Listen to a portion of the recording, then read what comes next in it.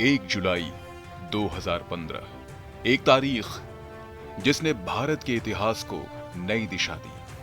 प्रधानमंत्री नरेंद्र मोदी ने digital India की शुरुआत की। एक सपना जिसमें हर नागरिक को तकनीक से सशक्त बनाना था। आज 10 साल बाद यह सपना हकीकत बन चुका है। आज भारत डिजिटल भुगतान में विश्व का नेतृत्व कर रहा है। आधार, जनधन और मोबाइल, इस त्रिशक्ति ने सरकारी योजनाओं को सीधे लोगों तक पहुंचाया। जनधन योजना ने लाखों ऐसे लोगों के बैंक खाते खोले जिन्होंने पहले कभी औपचारिक बैंकिंग का इस्तेमाल नहीं किया था।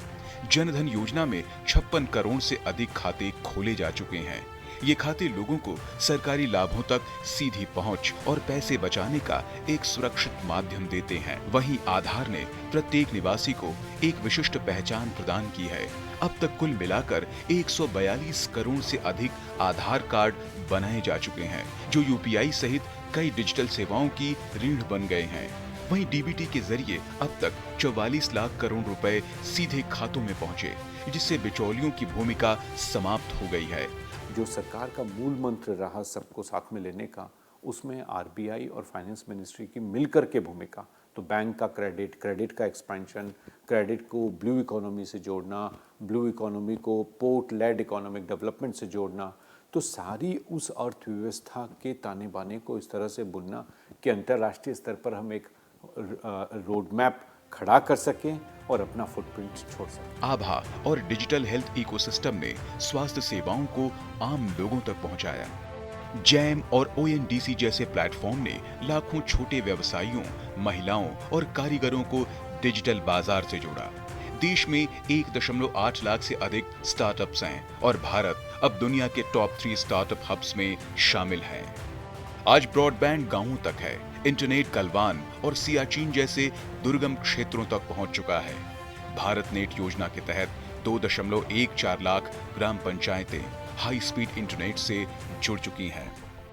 हमारे गांव में भारत नेट आया है, उससे किसानों को बहुत ही अधिक सुविधा हो रही है, चाहे उसमें कृषि ऋण हो या हमारी गेहूं खरीद हो या कोई कृषि संबंधी कागजी काम हो, ये सब हम अब घर बैठे ही अपने मोबाइल ऐप द्वारा पूरा कर लेते हैं। गवर्नमेंट की जो ऐप है उसमें सिंगल विंडो हमें काफ़ी फैसिलिटी मिलती है, जैसे स्टार्टअप इंडिया रजिस्ट्रेशन, एक्सपोर्ट के लिए आईएससी कोड लेना, अन्यथा अन्य और भी चीज़ें उसमें से हम ले सकते हैं, राइट। जैसे आपको कोई अपना भास्कर आईडी बनवाना है या आपको अपना आर्टिजन अप्लाई करना है, तो वो सब सारी की सारी सुविधाएं हमें एक ही सिंगल ऐप पे मिल जाती है। डिजिटल प्लेटफॉर्म जैसे माईगॉव ने नागरिकों को नीति निर्माण में भाग लेने का अवसर दिया है। सोशल मीडिया और मोबाइल ऐप्स के माध्यम से सरकार और जनता के बीच संवाद बढ़ा है। डिजिटल इंडिया सिर्फ एक योजना नहीं, बल्कि 140 करोड़ भारतीयों के संकल्प की कहानी है। आने वाले दशक में आर्टिफिशियल इंटेलिजेंस, सेमीकंडक्टर्स और टेक्नोलॉजी में भारत वैश्विक नेतृत्व की ओर बढ़ रहा है।